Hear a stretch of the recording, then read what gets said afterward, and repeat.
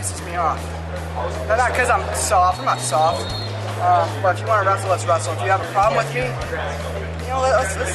let's settle it. If you can't beat me on the mat, try to beat me in the parking lot. But if you can't beat me on the mat, I doubt you can do much to me in the parking lot. The previous administration took all the guys, wink, wink.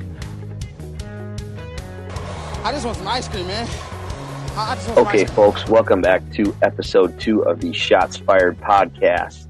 Good to be back with you here and doubling our episode total all the way up to 2 episodes now. I am Eric Schares alongside Mack Reiter. Be sure to subscribe to the Shots Fired podcast on iTunes and all your podcast-friendly apps. Make sure when you're searching for it, you put the apostrophe between the T and the S and Shots. Also, head on over to IAwrestle. Got a lot of good content over there. Podcast is posted there every week too. I think we'll be looking to do another podcast next week to recap the World Team Trials. This week we had some technical difficulties while we were recording the podcast. So when I say that, I mean Eric forgot to push the record button. So it's a little chopped up here, but we had to circle back at the end. But we're going to lead right into some World Team Trials breakdown, and we will start with Thomas Gilman and his road to the finals. Looking at these pre-seeds, he's going to have a chance to prove it. I mean, he's got Alan Waters in the pigtail. If he beats him, he'll have Nashawn Garrett. If he beats him, he'll have Nate Thomas. If seeds hold true. If he beats him, he'll have Nate Tomasello. And if he beats him, he'll have Tyler Graff. And then if he beats him, he gets 2 shots at Ramos.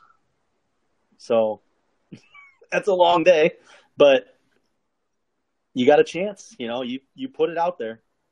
Yep, absolutely. Yeah, he's got a long road there. I guess at the end of the day, I don't see anybody but Ramos coming out here. Graff has given him a couple good goes, and same with Garrett and those guys. But I don't know. I think he's just still a step above the rest of these guys. Who do you have getting through the challenge tournament? Oh man, I don't even know. I want to say, Graff, he's the number 1 seed in challenge, but I don't know. He's so consistent, but he just doesn't really impress me. But he's consistently 2 or 3. Yeah, yep.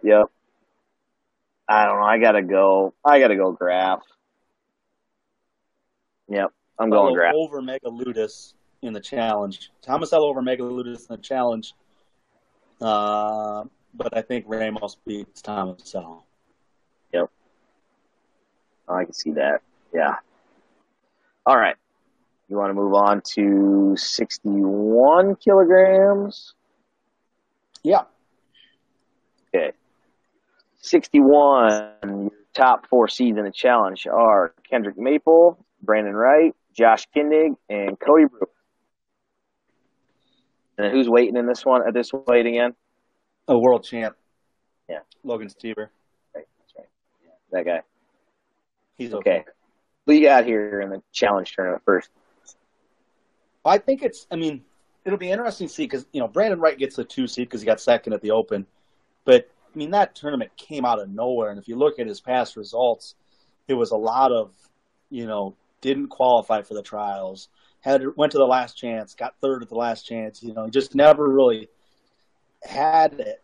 And then all of a sudden, through this miracle run at the Open. So I don't know if I'm ready to completely buy into that. So looking at it, Chris Dardane's got a great draw as a 7th seed because you get Wright, who's not a completely proven commodity.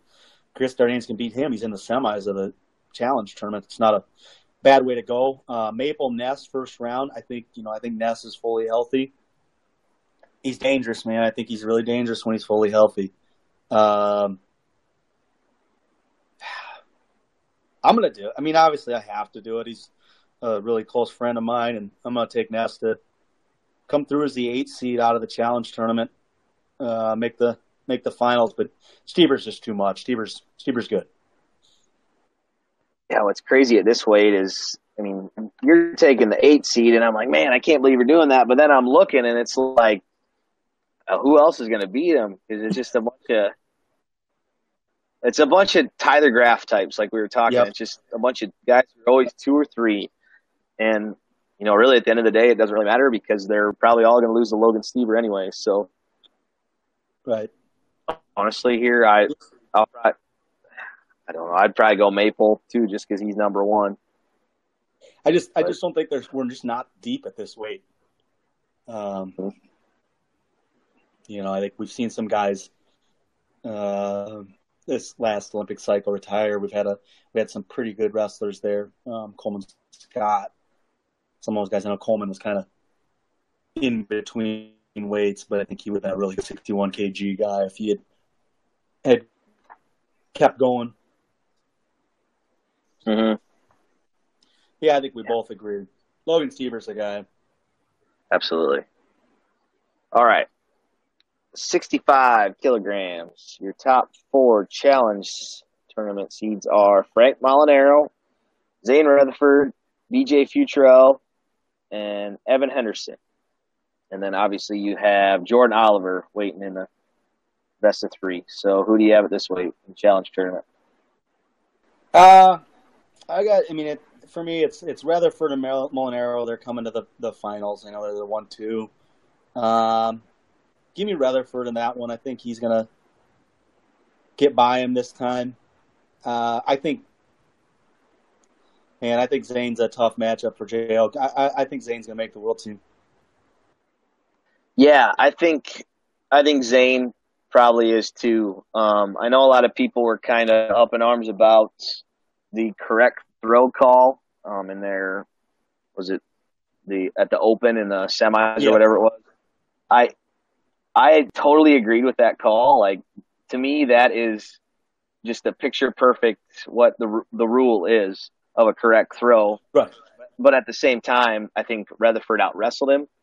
But, I mean, obviously, Oliver deserved the points as far as the rule states. So, yeah, I think. Yeah, I think everybody agrees. The rule sucks. It's a terrible rule. But that was a correct throw. That was the right call. And I just worry it's going to stop people from so Rutherford shouldn't shoot anymore because he took a shot when he was winning and got costed. It's just gonna. I think that the rule ultimately slows down offensive wrestling, which they keep trying to change so they get more offensive wrestling. And this one to me doesn't encourage it. I think it persuades you to not attack. I don't know.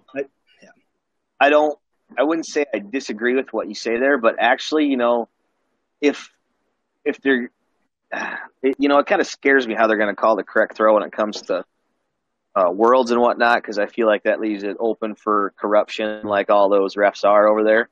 But yeah, if you're going to call it for what Oliver did in that match, I think I'm kind of okay with the rule, to be honest with you, because, Zane's in on his leg. He's not really trying to finish because he thinks he's just going to end the period there and win the match. And, Oliver went for it, and he didn't expose Zane's back, but he sent him flying. He was doing a headstand. So I think I don't know. I feel like there are going to be many other situations where they're going to call it, and you're going to be like, that was the worst, dumbest call ever. But if there are a lot of situations like that, I guess I'm kind of for the rule. Yeah, I think like you said, it's a slippery slope when it comes to those officials overseas. You're just giving them the tools to cheat. Unfortunately, it's what's happening. The sport, everybody always talks about, and this is a completely other topic that I'm sure we'll go to in the summer when we have less to talk about, but everybody says we should just get rid of folk style wrestling and go to freestyle completely.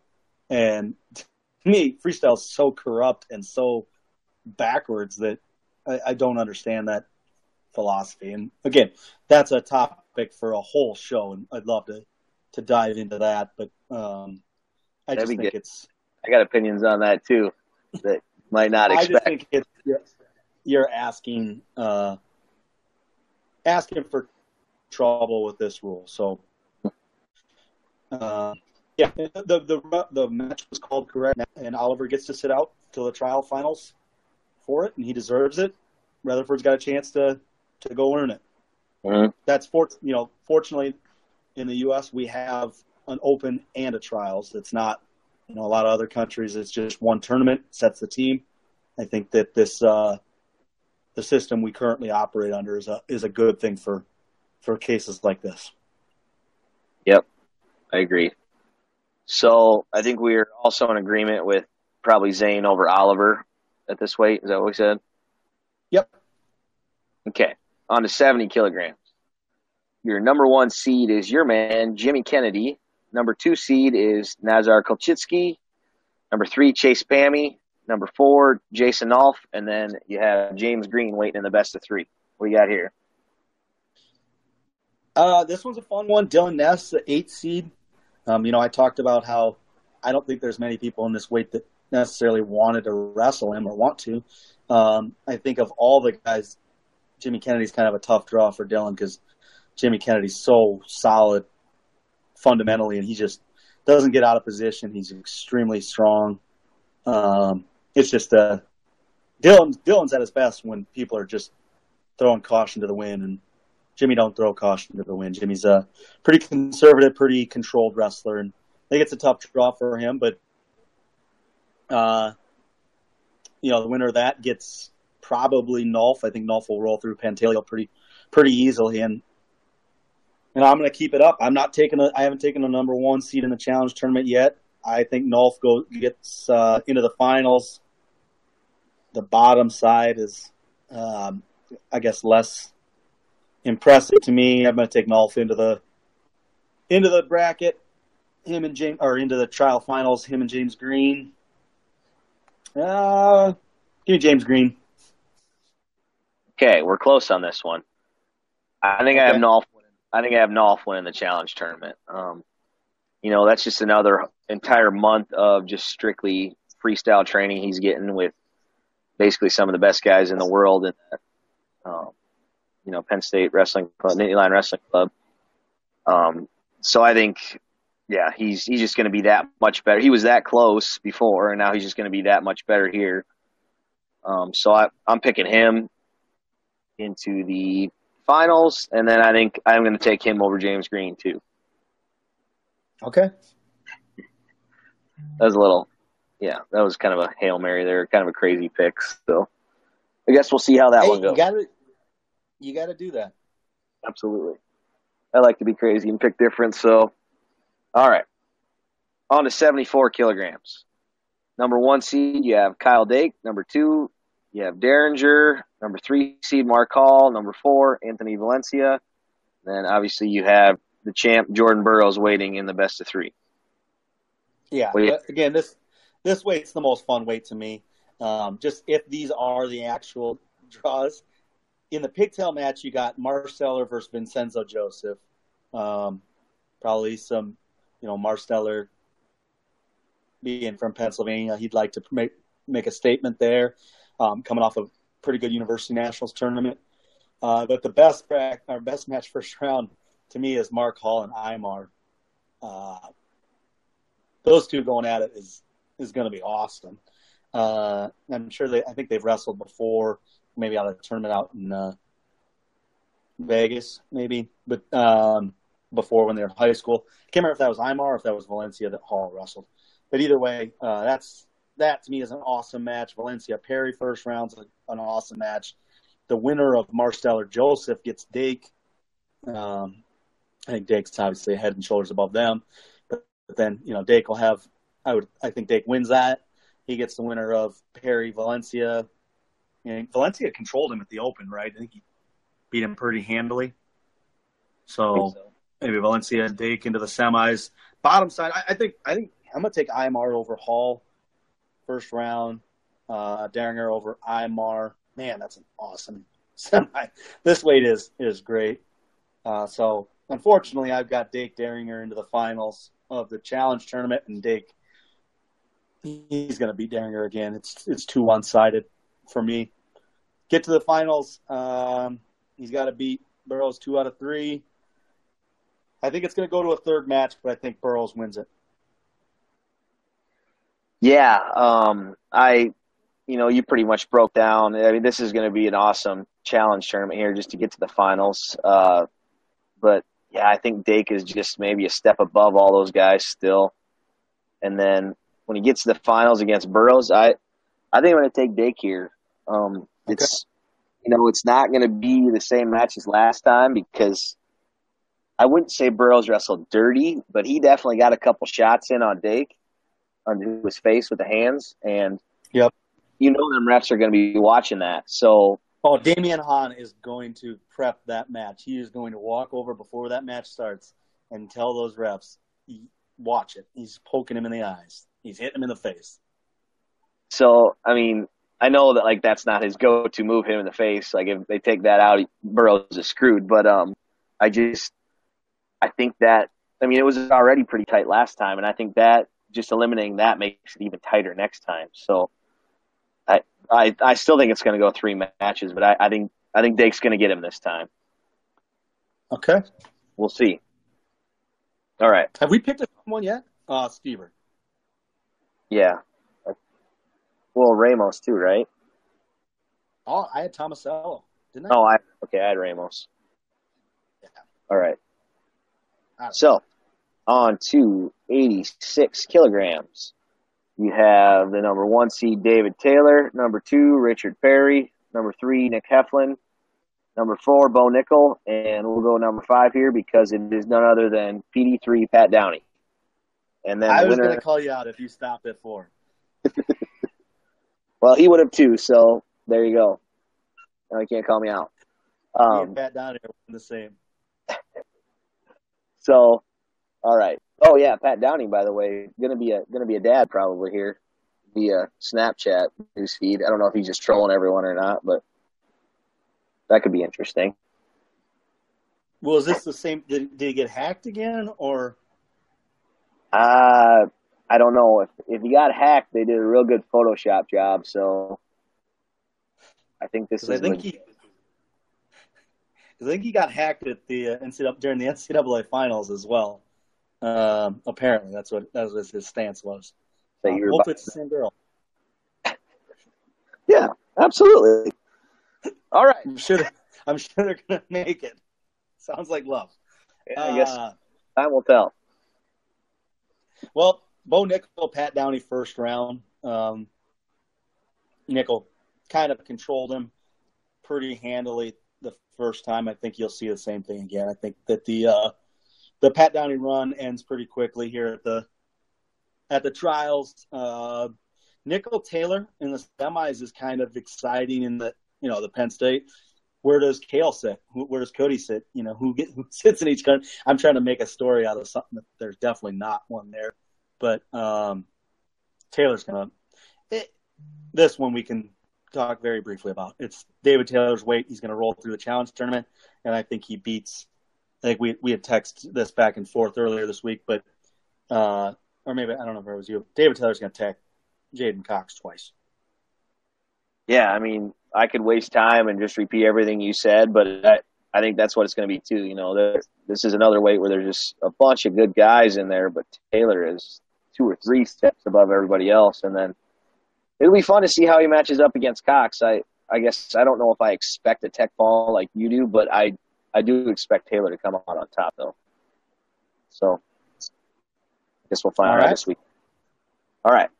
On to 97 kilograms. Your top 4 seeds are Kyvan Gadsden, Dustin Kilgore, and the Burek boys, Micah and Nathan. And then obviously you have the other champ, Kyle Snyder, waiting in the best-of-3 final. So what do you have here? This challenge tournament's kind of thin. I don't really I'm excited to see what Hayden Zillmer does, but just because he's a Greco guy just out there doing whatever, but he ain't going very deep, I don't think. And even if he gets by Matt Williams, he ain't getting by Kyvan Gadsden. So, I don't have any strong feelings one way or the other. Just give me Gadsden into the finals of the trials. I know a lot of people will run with that storyline of Gadsden beat him in the NCAA finals, but this is a different Kyle Snyder, and there's nobody in the world that can beat this guy. Not when the lights are the brightest. Isn't that match crazy looking back on when Gadsden got him? Like, I mean, that was looked at as an upset, or I guess I looked at it as an upset, but looking at it now, like how huge of an upset was that? Yeah, I mean, it's because it wasn't long after that Snyder went on his run. I mean, he won a world title, 5 months after that? Yeah. 6 months after that? I mean, it was just there's so much talent there, Kyle Snyder. I think he had, 3-4 losses that year. I think McIntosh got him once. I think Gadsden had got him once prior, maybe Jaden once. I wish. I mean, I'm really, really happy for Kyle. Well, I like Kyle a lot, but to me, in one of the ever, and I wish he would have had the chance to win 4 NCAA titles. Yep. He'll win more than just that, so he'll be just fine with his awards. Yep. I guess as far as me picking a challenge tournament winner, I think it's just Gadsden is probably I think it'll be real competitive here, but I'll take Gadsden and then obviously Schneider to beat him. So I think that one's pretty well set in stone. Maybe that would be your biggest lock, I'd have to say. You think? Yeah. Maybe Stieber, him or Stieber? Stieber or him, but I think probably Kyle. It's tough to beat Kyle Snyder. Yeah, for sure. Okay, on to 125 kilograms. Your number 1 seed is Zach Ray. Number 2, Don Bradley. 3, Bobby Telford. And 4, Tony Nelson. Who you got making through here? I want to pick Tony Nelson, but I just wasn't. I just don't think he can put the whole thing together. After the Open, I just don't think he can put a whole tournament together, beat all these guys in a row. I think I'm going to go Zach Ray into the finals. Russell Gwiazdowski. I want it to be Gwiazdowski's time. Let's do it. I'll take Gwiazdowski in the final to make the team. All right, you talked me into it. I'll do the same thing. I got to stick with Gwiazdowski. I picked him to win the Open, so I can't switch it now, can I? No, he doesn't want you to. He needs you to stay with him. All right, I'll stick with him then. Okay, so kind of just finished up the U.S. Open preview, or the U.S. Open. Why I keep saying U.S. Open? The World Team Trials preview there. Obviously, at every weight, you have the guy weight in the best of 3 finals. I just kind of wanted to ask you, how important do you think it is for these guys to be weighting in the finals? How big of an edge do they have over the guys that have to go through the challenge tournament? I think there's an edge there, and it's certainly tough. I think it depends on the weight. You look at 57, which is weird because I picked I can't remember if I did Tomasella or Ramos, but that's a tough weight, and you're going to have to wrestle 4 or 5 great matches to get through it. But then, you look at 61, not as deep. Getting through that isn't as hard. But then, you have a tougher opponent in the finals waiting for you. I think it certainly helps. There's no doubt about it. But I don't think it's as big of a deal. These guys are at the top of their game. They're not getting severely fatigued. I mean, they have, 5 hours after getting through the challenge tournament until they wrestle the trial finals. They're recovered. They're fully well fed. They're relaxed. They're fine. The only thing that could hamper it is like an injury. You roll an ankle or something like that hurts you to get to the finals. But I don't think fatigue necessarily weighs a huge part. Okay, so is that your final answer? Because I have some statistics to back this up here. You ready for it? Yeah, that's my final answer. I don't like stats, but let's go. Okay, from 2007 on to 2011, that's 5 years in there. There were 30 best of 3 matchups wrestled. How many do you think the guy sitting in the chair won out of 30? 25. 18. Went 18 and 12. So it really does not.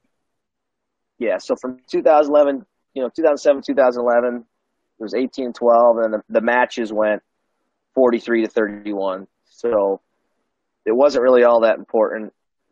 5 years ago. But okay, now I have 2012 to 2016. There were 24 series wrestled. How do you think that one looks? Give me 20. Guy sitting out wins it. 21-3. So it was almost impossible for guys to win coming through the challenge tournament in the last 5 years. Do you think that's a product of us? I know we always have we rewarded world medalists with a bye to the finals, but also just people are thinking it matters more, so they're going to the Open. And, generally the guy that gets through the Open, some of these weights, if Logan Stieber had entered the Open, he was probably going to win it, and he would be that guy sitting in the final. So your heavy favorite a lot of times is the guy sitting out. Yeah, to me what it is you had a guy who showed he was the best out of everyone a month ago, and then, that guy's wrestling the same guys again a month later. There's really not a whole lot of time for these guys to, I guess, separate themselves. Right. How I kind of see it. I don't know if the answer would be to maybe spread it out the two tournaments a little bit to maybe get a better view of the guy over a period of time. But when I went back and looked at that, I was shocked at how big of a difference that was, because I was actually almost going to have a take of, all these guys are in such good shape that you can wrestle 3-4 matches in a day and then you'll still be ready to go in the finals. But I don't know. I guess the data kind of shows otherwise. Yeah. I think a lot of that has to do with, don't get me wrong, there's an advantage to it. There's no doubt about it. But I think a lot of that has to do with the guy that is sitting out is our best guy. So, it takes an upset to beat him. If you look at this year's weight, the weights, the guys that are sitting out, I think you could make a case that right now there's only one weight where you and I think the guy sitting out probably isn't either the best or very, very close. I think that's the David Taylor scenario. I wouldn't be shocked if he's the only one, if David Taylor is the only one that gets through the challenge tournament and then wins the best 2 out of 3. I picked a couple guys. I picked Rutherford, I picked Nolf, and I picked Tomasello. But, those guys, those are coin flip ones right away. I think that – so having that advantage certainly helps. Mm-hmm. Absolutely. No, I agree. That's probably what it is. You have anything else to add on that part or on World Team Trials at all? No, I don't think so. I'm excited. I'd like to, let's get back. Let's do another one next week. Let's recap it. Let's break down Thomas. Oh, no, I did. I've been saying all episode I picked Tomasello. But didn't I pick Ramos because I was hoping for the post-match interview? I thought you picked Ramos, and then yeah, because I was hoping for the post-match interview. So let's break down. Tony Ramos's acceptance speech to see which of the brands he calls out. Maybe I need to go back and read through this because you are picking multiple guys at each weight to win it. So. Yeah, that's going to help me. That way I can go back later and say, I got it. I picked that guy. You heard it. That'll definitely increase your chances there. So we fired a lot of shots there. You're not going to be very happy with me right now, though. I just realized that it didn't start recording until we did the World Team Trials preview. Okay. So all of our shots that we fired before that totally missed.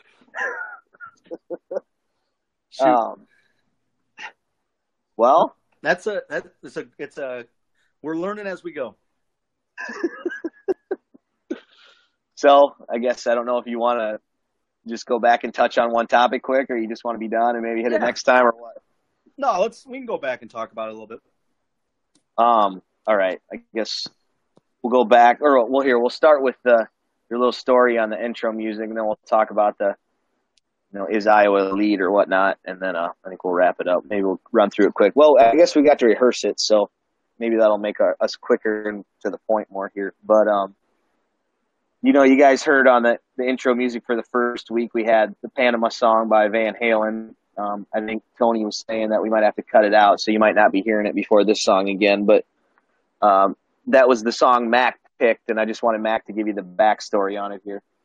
Yeah, it was a demand of mine when we talked about launching this podcast. A group of friends of mine, we've had this kind of running joke that that's the song that these guys listen to when they get ejected out of their conference tournament. So guy goes 0-2 at the Big Tens. His season's over. He knows he doesn't have to wait for 2 more weeks. All he's thinking about is Panama City and spring break. So, we kind of, like I said, had this running joke. But this guy walks out of the arena floor and he's into the hallway, puts his headphones on, and he just flips on Van Halen's Panama, and he's in a better place. I think if we're still doing this podcast, the time conference tournament rolls around, I think we definitely need to make an all Panama team, whether we still have the music going or not on the intro. I've made an all Panama team for the last 4 years, so I will absolutely be in on that. All right, that'll definitely be some shots fired there. That might cause a little backlash, but I like backlash. It's always fun.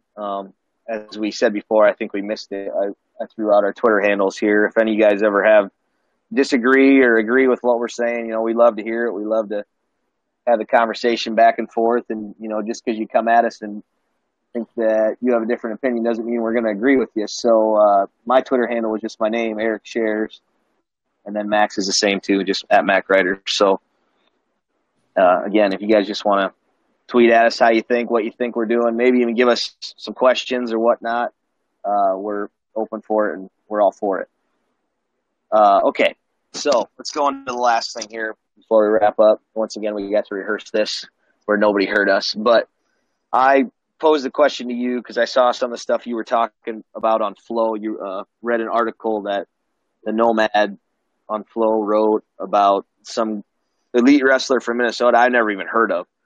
And then I was kind of looking through at all the, how all these guys from Minnesota, like a Gable Stevens, that are making world teams every year.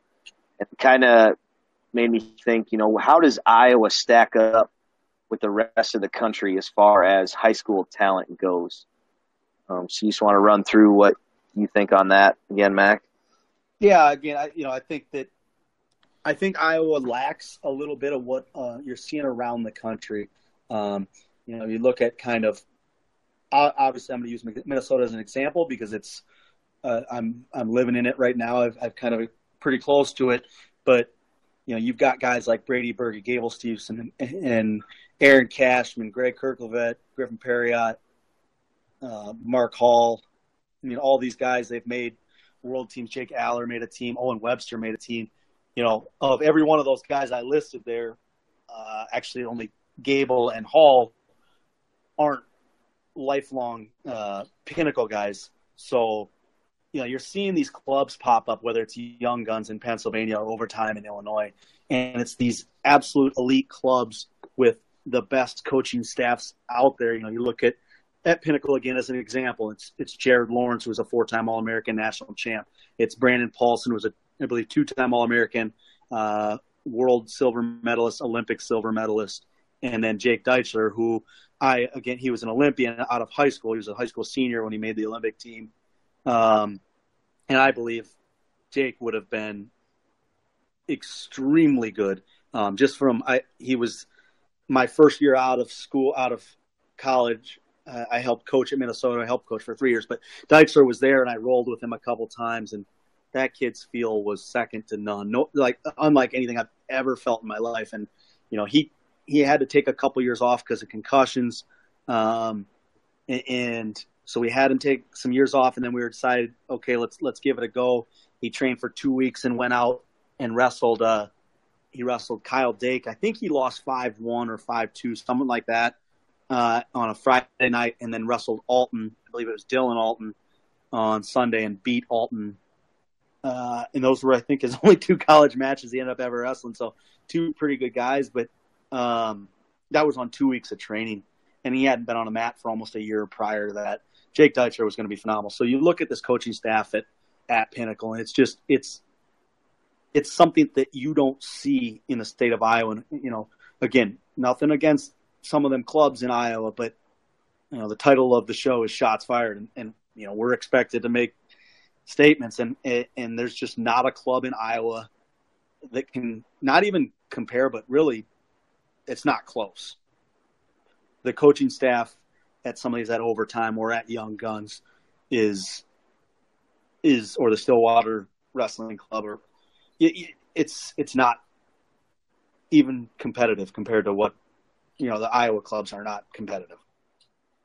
Yeah, it's crazy to think of some of them names that you just threw out there. I mean, and then you got, you know, like your Gable Stevenson, that guy's like a 2-time world champ, and just obviously Deichler was how good, and injuries made him quit wrestling. But I mean, like I said, I got the world teams here from the last 20 years. Here are the Iowa guys that have made the senior world team.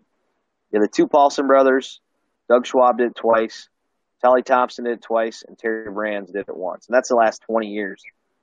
And even the most recent one is 2010 with Travis Paulson. So that's a pretty big gap there.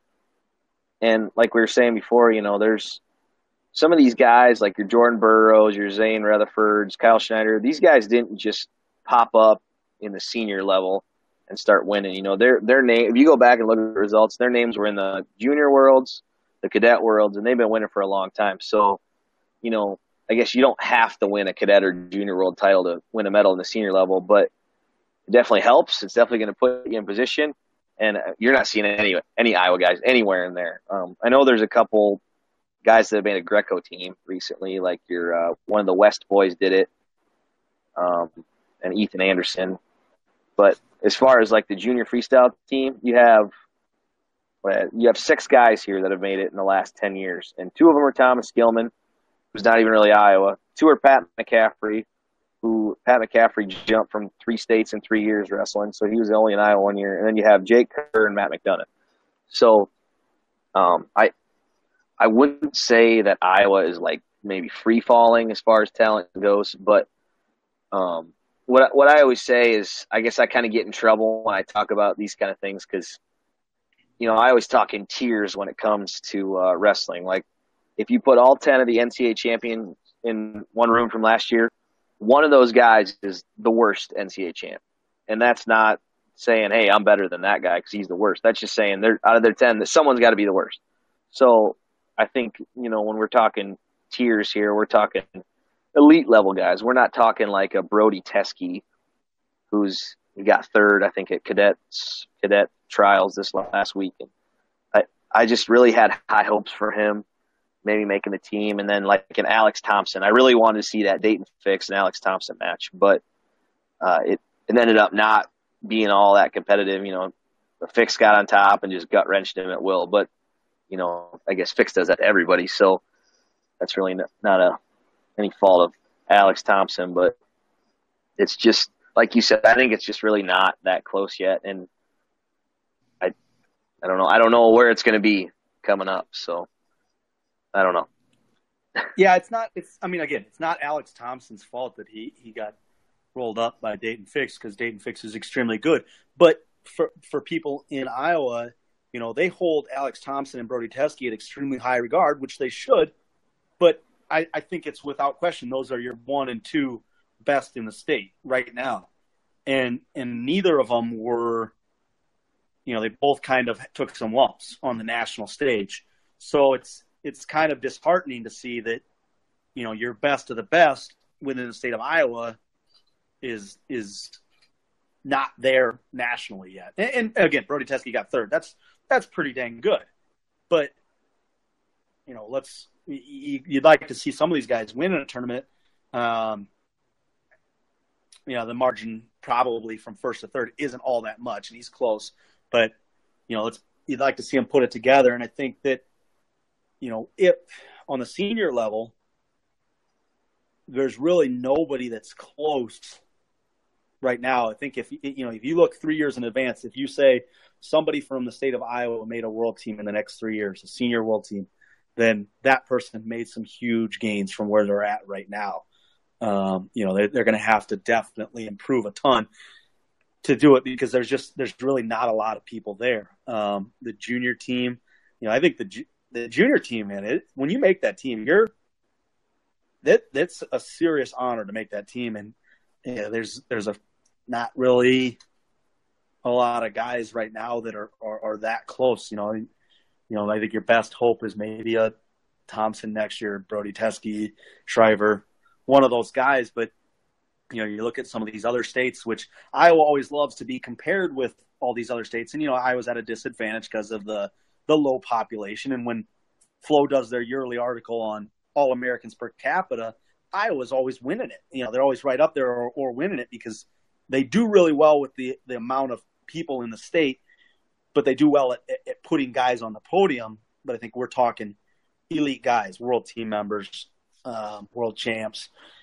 that area. And I just don't think that they're, over the past couple years, have stayed with the rest of the country in terms of developing these elite guys. Yeah, I'm trying to think of who would even be the next guy coming up. Carter Happel made a cadet team. But Corey Clark, I know he said he has aspirations of being an Olympic world champ, but you want to tell that story about what you said to me about when you were coming into college. You said something along the lines of that was your goal, but you didn't even know what that meant at the time, looking back at it. Yeah, I think that, I was a naive kid. I think that I said I wanted to be a NCAA champ, a world champ, an Olympic champ. I said it because that's what everybody says. I don't think I ever really understood what that meant. What that kind of would take. And ultimately, I think my only goal really ever was to be an NCAA champ. I just said the other things because that's what, was kind of expected of you. And if you didn't have expectations beyond just college, I think that most coaches would wonder where your commitment level is. So, I think to get recruited, you're obviously going to say those things. Obviously, Corey Clark's at a different point in his career now where he doesn't really have to worry about getting recruited. But, I just don't know that people really, as a younger person, you don't really grasp what all that entails. We've had guys that prove that it can be done at a young age. I mean, Kyle Snyder, Henry Cejudo, even Logan Stever's not old competitively, really, in his competitive career. But I just, I think that as a country, we mostly focus on folk style, and I'm okay with that. I really am. I don't fault us or wish that we cared more about world and Olympic medals. Now, obviously, looking back on your career, you have a little perspective of kind of how it went. But you think it's fair to say, when you were younger, thinking you could be Olympic world champ, it was because you were beating everyone at that age. So you're like, well, I've been beating everyone. I work really hard. I'm going to keep beating everyone. So maybe it's not just totally you being clueless. It's just kind of, you're like, well, no one's beating me, so why wouldn't I win a world title? Yeah, I think that maybe that false, naive confidence, I guess, is the best way to put it. When we talked, I did make the cadet team. They didn't have the world championships at the time, but I went on a tour for 2 weeks over in Russia with Trent Paulson and Johnny Hendricks, and then a couple other guys, but those were the kind of the two other big names on the team that went on to have collegiate success. And I went over there and we did a tournament in St. Petersburg, and then a duel against their best from the St. Petersburg area, and then a tournament in Moscow and a duel against their best from the Moscow area. And I think I know I went undefeated. I think I went like 8-0 or 9-0 over there. So, I was wrestling some of the best from St. Petersburg and Moscow, and obviously those aren't the extreme hotbeds of Russia when it comes to wrestling, but they're certainly good guys. So I guess I don't, I kind of, and at the time I didn't know what Chechnya was, or Dagestan. I wasn't familiar that Moscow wasn't the best of the best in Russia.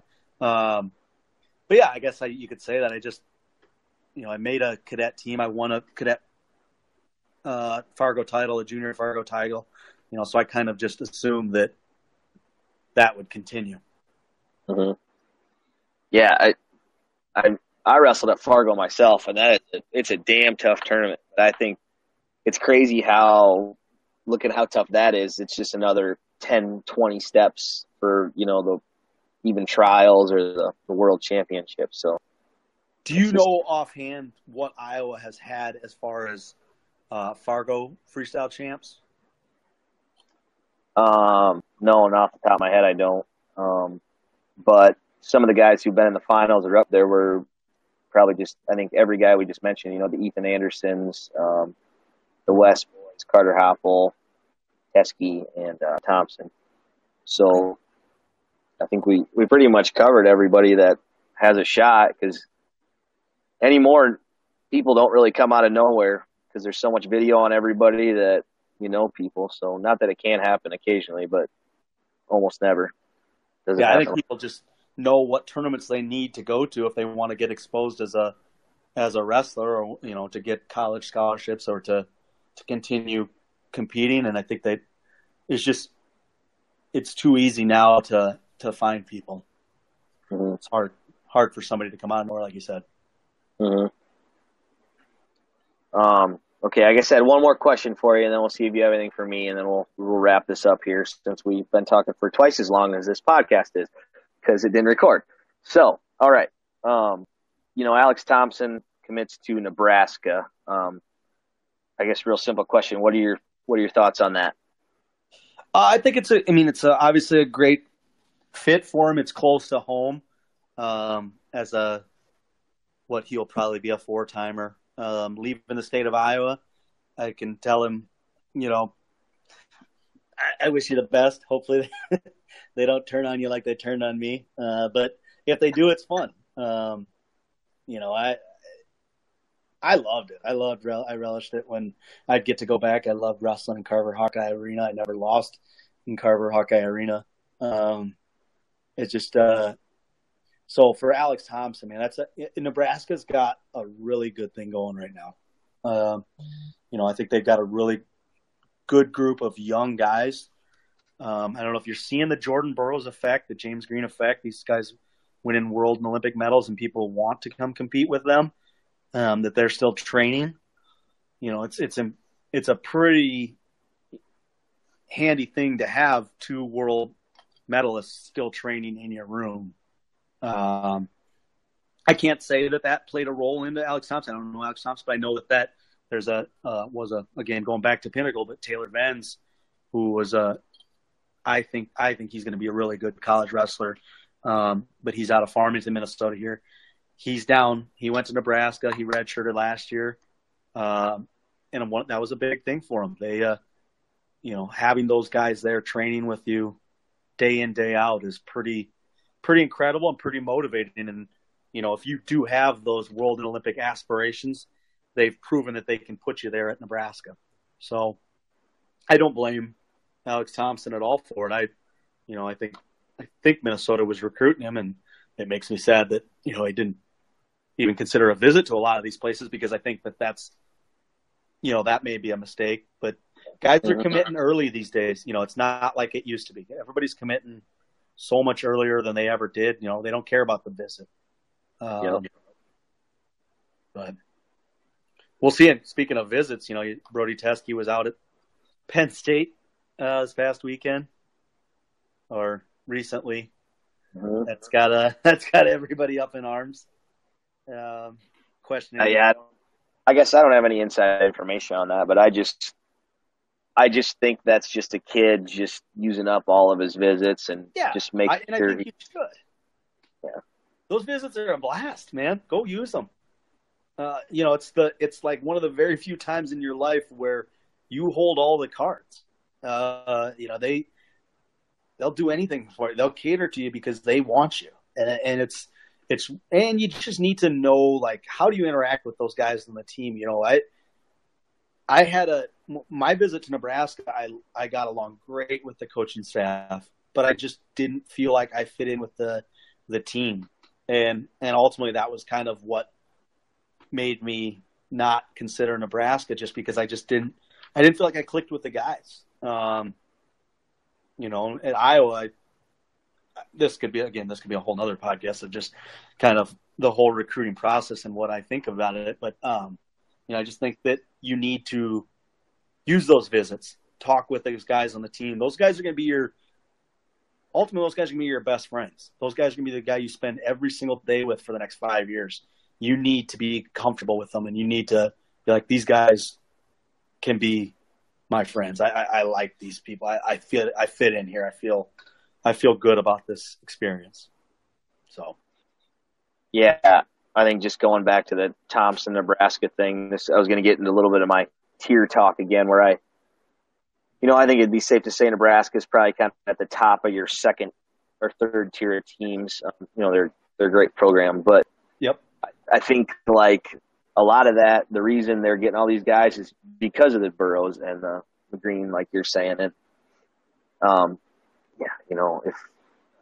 Nebraska's good and whatnot. I feel like we keep bagging on Alex Thomsen here. He's a great wrestler, but that's not at all actually what I'm trying to do. But I just wonder, look at like a Tim Lambert, what he did out there. The guy just never really got any better. He just kind of stayed where he was. So I think Nebraska is getting a lot of run off of that Jordan Burroughs and James Green success, which, hey, that's great. Maybe they'll churn out a couple more to show it's not. If you have two, it's not really a fluke, but to show that they can just keep putting out top guys like that. But yeah, I still think he'll be a good fit out there. Be a great addition for them. All right, you have anything else? You want to wrap this up? No, let's wrap it up. We've been talking for a while. Yeah. Let's get back next week though. Let's do a recap of the trials. All right, we'll do that. This is called Shots Fired, and we didn't really say how our aim was going to be. We've been doing a lot of shoot from the hip. Maybe we'll get it kind of dialed in more here the more we go. So, we'll wrap it up here. I'm Eric Schares, he's Mack Reiter, and this was episode 2 of Shots Fired.